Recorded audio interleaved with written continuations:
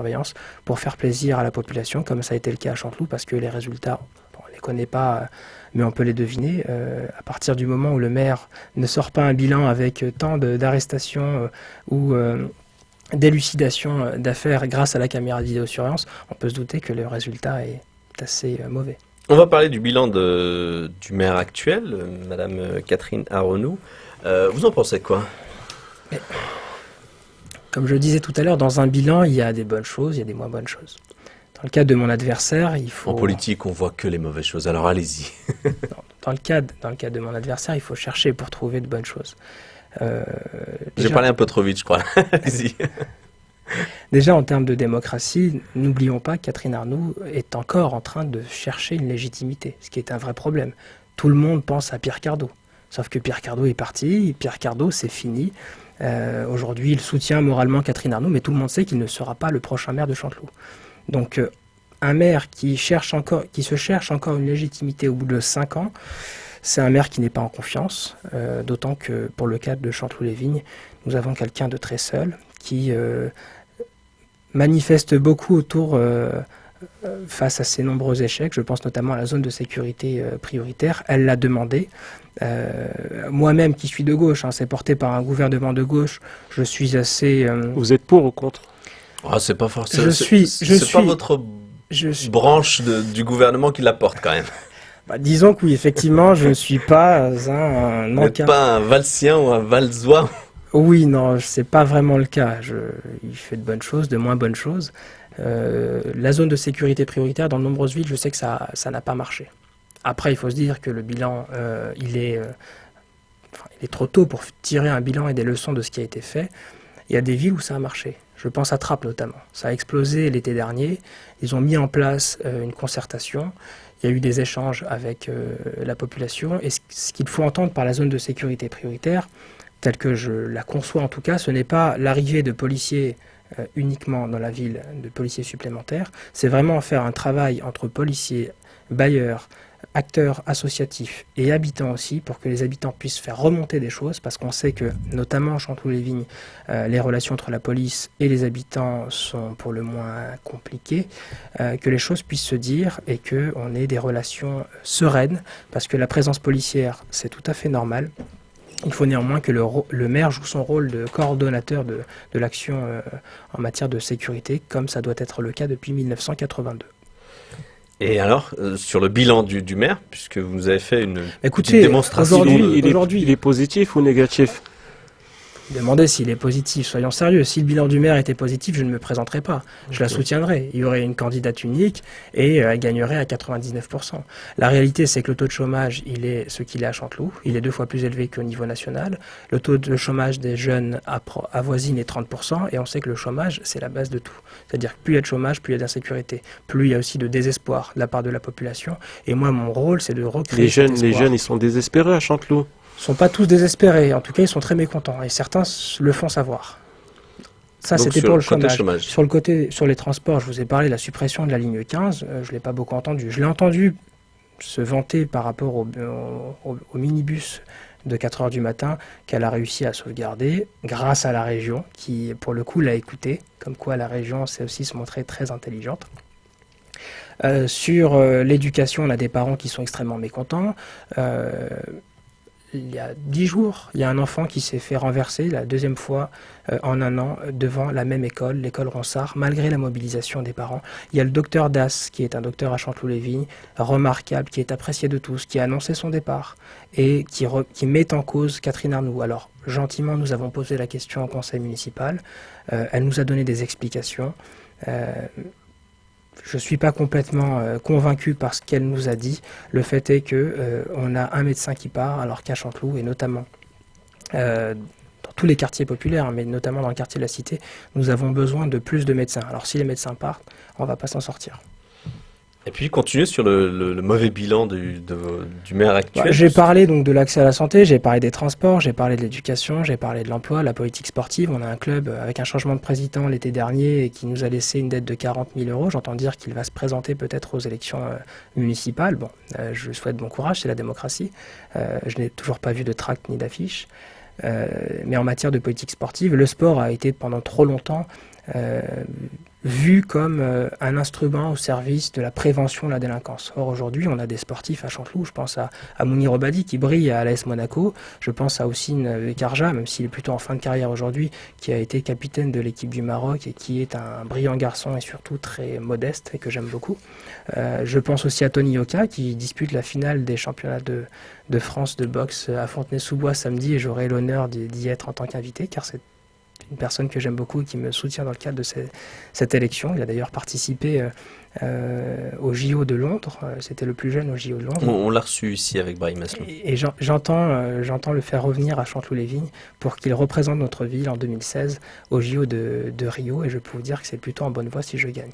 Donc, Parlons de Mounir Obadi, vu qu'il est à l'AS Monaco. Je voudrais juste que vous terminiez vos propos et je voudrais revenir vers vous sur un point qui est notamment l'emploi. Que feriez-vous si au 23 mars, s'il n'y a que deux listes, et s'il y a plusieurs listes et qu'il y a un second tour le 30 mars, que feriez-vous en direction de la jeunesse et notamment sur l'emploi?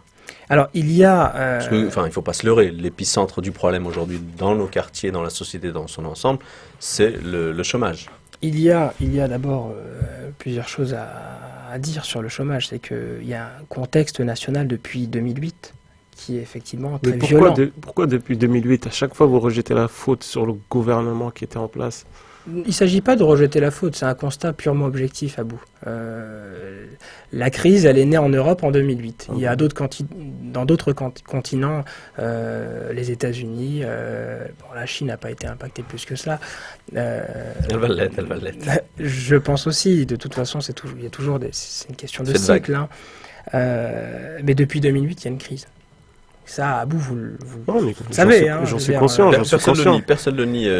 On est d'accord, je veux dire. C'est purement objectif. Oui. C'est pas moi qui le dis. Oui. Nicolas Sarkozy lui-même le disait. Il y a la crise. D'accord, mais comment on solutionne sur les jeunes à Chanteloup? Il y a un contexte national qui est évident. Le taux de chômage à Chanteloup ne va pas passer à 5% en 6 ans. Surtout quand on hérite de 30 ans de cardosisme. Attendez, moi je voudrais juste qu'on comprenne une chose sur cette histoire du chômage. Bon, le chômage, je sais que ça ne dépend pas uniquement de la commune. Je sais que l'impact de la... Je vais y revenir. Je rappelle juste une chose, c'est que François Hollande avait dit, quand il a pris les rênes de ce pays, que dans moins de 2 ans, la courbe du chômage s'inverserait. Or, elle ne s'est pas inversée. Alors comment un petit maire d'une ville de moins de 10 000 habitants peut inverser la courbe du chômage de sa ville, alors même que le président de la République, avec tous les moyens qu'il a à sa disposition, n'est pas capable de le faire? Alors d'abord, le gouvernement actuel a réussi à faire baisser la courbe du chômage chez les jeunes. Non, monsieur, non, monsieur. Abdelbari, ça se saurait si la courbe du chômage avait baissé, que ce soit chez les jeunes ou que ce soit chez les moins jeunes. L'inversement du chômage chez les jeunes a été entamé notamment grâce aux emplois d'avenir. Et personne ne peut le nier. Attendez, et combien d'emplois d'avenir à Chanteloup? On est en train de jouer sur les mots. La réalité, c'est que le chômage n'a pas baissé dans ce pays. À Chanteloup, il n'y a eu aucune communication sur les emplois d'avenir. En conseil municipal, Catherine Arnoux nous a, dans un premier temps, dit qu'elle était opposée, qu'elle soutiendrait les emplois d'avenir dans les villes d'à côté. Ce qui m'a semblé assez compliqué à comprendre. Je l'ai recroisée par la suite, elle m'a dit que finalement il y aurait des emplois d'avenir qui seraient signés. Encore une fois, il n'y a eu aucune communication. Et le vrai problème, il est là, c'est que Catherine Arnoux, mon adversaire, manque de pragmatisme sur certaines questions. Dès qu'il y a une bonne mesure de gauche... Vous pensez que sur cette question-là, elle fait de l'idéologie? Si je peux finir, je pense qu'elle fait globalement de l'idéologie. C'est une femme, contrairement à Cardo, qui est de droite et qui le revendique. Pierre Cardo avait... il était centriste, Pierre Cardo. Oui, non, mais il était de droite. À l'Assemblée nationale, il a voté un certain nombre de choses. C'était un homme de droite, très sympathique, certes, mais bien à droite. Il est quand même plus proche de Borloo que de Sarko. Oui, peut-être plus proche. Il a été proche de Madeleine, ne l'oublions pas, et Madeleine, il est loin d'être centriste. Pour revenir à ce que je disais, pour revenir à ce que je disais, donc mon adversaire manque de pragmatisme.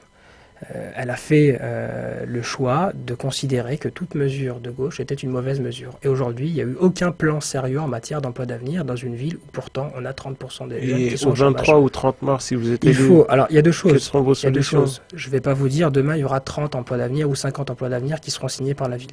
Déjà, lutter contre le chômage, c'est déjà lutter contre la stigmatisation de la ville pour que des entrepreneurs viennent s'installer à Chanteloup-les-Vignes. Un entrepreneur, quand il s'installe, j'en connais, il y en a certains qui sont sur ma liste d'ailleurs. Lorsqu'un entrepreneur s'installe de manière générale dans une ville ou dans une zone d'activité, lorsqu'il crée une entreprise, il prend un risque. Donc moi, ce que je dois dire, c'est à cet entrepreneur, ce risque, viens le prendre à Chanteloup. D'abord parce que fiscalement, tu vas avoir un certain nombre de dispositifs avantageux. Et deuxièmement, si on arrive à changer cette image de la ville, peut-être que l'arrivée d'un jeune maire de 28 ans qui a grandi à Chanteloup-les-Vignes, qui aurait pu partir, qui a réussi sa vie, mais qui fait le choix de rester pour faire en sorte que sa ville aille de l'avant, ça va peut-être aussi. Il s'appellerait Youssef Abdelbari. On l'espère, enfin en tout cas je l'espère, je sais que vous peut-être un peu moins, de toute façon. Non, moi je n'ai pas à prendre position, monsieur Abdelbari, moi je suis journaliste, je vous pose des questions, je sais qu'elles peuvent être dérangeantes, mais c'est aussi mon rôle. C'est le boulot. Mais c'est aussi mon rôle, mais de là à me dire que je souhaiterais la victoire de l'un ou de l'autre, sachez que pour ma part, ce n'est absolument pas mon combat, mon combat est de vous poser des questions, je continuerai à les poser même si elles sont dérangeantes. Merci monsieur Daoudi pour ces précisions.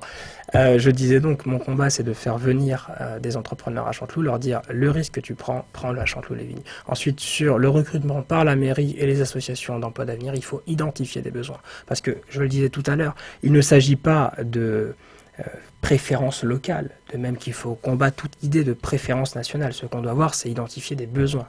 Une fois qu'on a identifié des besoins, on doit identifier des compétences qui vont avec. Et peut-être que le fait de venir ou d'avoir grandi à Chanteloup-les-Vignes sera un facteur positif pour certains types de postes, il le sera peut-être moins dans d'autres types de postes. Mais il ne faut pas à chaque fois le voir comme une contrainte que d'habiter à Chanteloup, parce que si même à Chanteloup on a peur de recruter des Chantelouvais, comment est-ce qu'on va pouvoir défendre l'emploi des Chantelouvais à l'extérieur? Vous avez grandi à Chanteloup, dans cette campagne, vous étiez allé à la rencontre des habitants?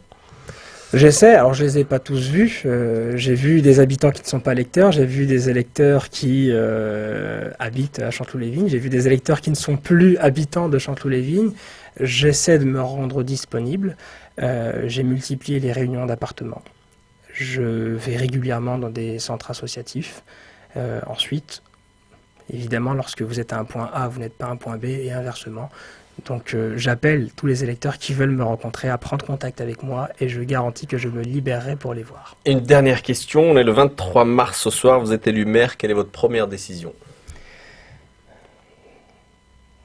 Ma première décision. Le blanc n'est pas bon en radio. Hein. Ma première décision. Non mais la réflexion est toujours utile. Ma première décision, ce sera de convoquer un conseil municipal pour que les membres de la liste me désignent en tant que maire. Très bien, vous êtes dans la logique, c'est ce que font tous les élus, mais je pense à une décision plus symbolique, plus forte. C'était dans ce sens-là et non pas la décision politique qui vous nomme naturellement maire puisque vous êtes tête de liste. Merci en tout cas, monsieur Allez-y, vous vouliez dire autre chose? Monsieur Abdelbari, non, merci à vous, monsieur Edaoudi. Effectivement, les symboles, c'est bien, c'est important, mais aujourd'hui, je suis dans un combat qui est totalement classique, un candidat qui a fait le rassemblement de la gauche et des habitants, en tout cas un maximum d'habitants, et on espère être majoritaire face à une candidate qui rassemble la droite et qui, j'espère, fera en sorte d'écarter certaines personnalités locales qui sont affiché très à droite. Merci Youssef Abdelbari. Je le rappelle, vous êtes tête de liste soutenue par le Parti Socialiste, Europe Écologie Les Verts, le Parti Communiste Français et le Parti Radical de Gauche. Merci à vous. Merci Labib. Demain, on reçoit Catherine Arrenou, votre opposant, enfin mon adversaire. Votre adversaire sur cette élection municipale du 23 mars et du 30 mars, s'il y a deuxième tour. Merci à Laurent, merci à Audrey, merci à Coralie, merci à Guillaume, merci à Wally et je vous dis pour ma part à demain après-midi 17h. Bonsoir. La dernière heure, votre nouvelle émission politique tous les jeudis à 17h. Une ville, deux candidats, un débat pour mieux vous faire comprendre les enjeux politiques locaux.